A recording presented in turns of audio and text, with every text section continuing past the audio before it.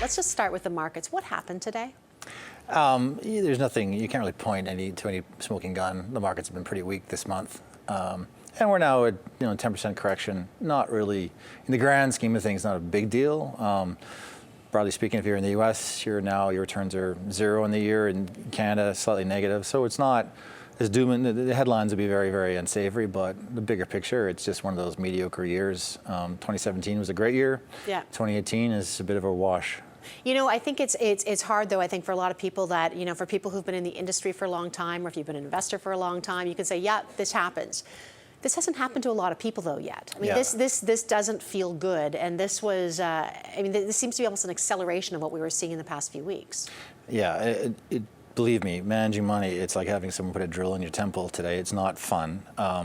But it's important to have these bouts of volatilities because it actually starts to build risk premium into the market and people start thinking about investing a bit more seriously.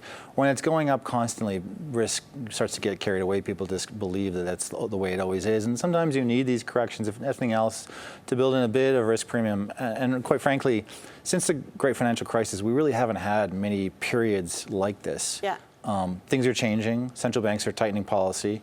And this is going to be more the state of the affairs in the foreseeable future. And when I say that, I mean the next multiple years forward.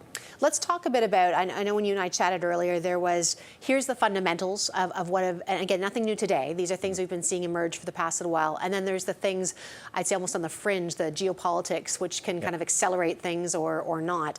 But let's talk about the fundamentals, central banks. I mean, what is happening there? We heard from one in Canada today, raising rates. Is this symptomatic of what's causing a bit of this right now? I think this is the deeper reason that's driving the volatility. Central banks are finally stepping out of the markets.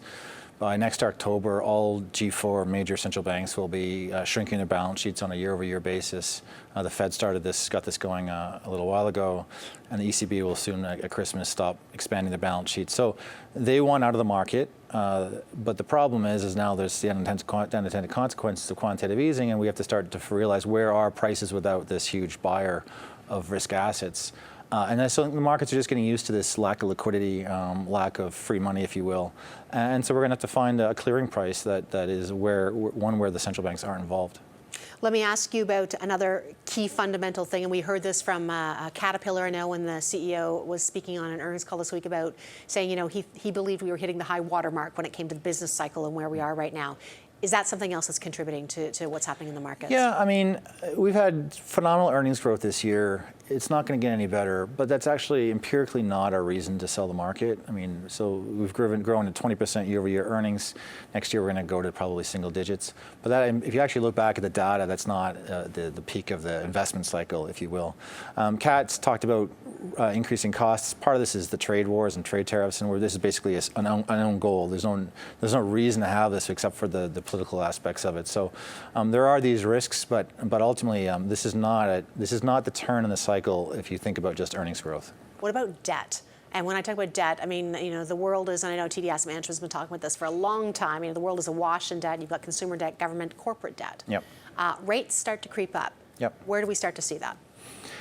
So this is when I speak to clients and they say, well, this idea of rates going back to 5 or 6% is just not possible in a world with as much debt as we have, both on the corporate and household and government side.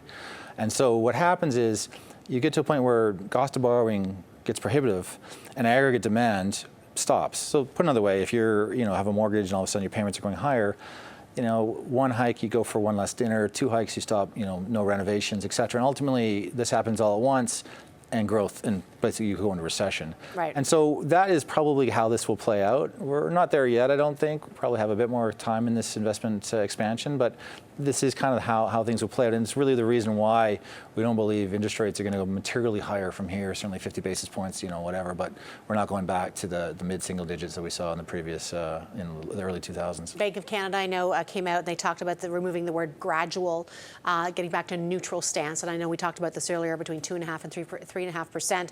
You've got the President of the United States right now cursing every single time the Fed thinks about doing something. I mean, do you expect the central banks to really I'm not going to say hear the message. I mean, should they be moving higher? Because at the same time, if they don't, there's a lot of irresponsible spending that's been happening at the same time. Yeah. So number one rule of investing: don't invest how you think, what you think they should do. Invest what they're going to do.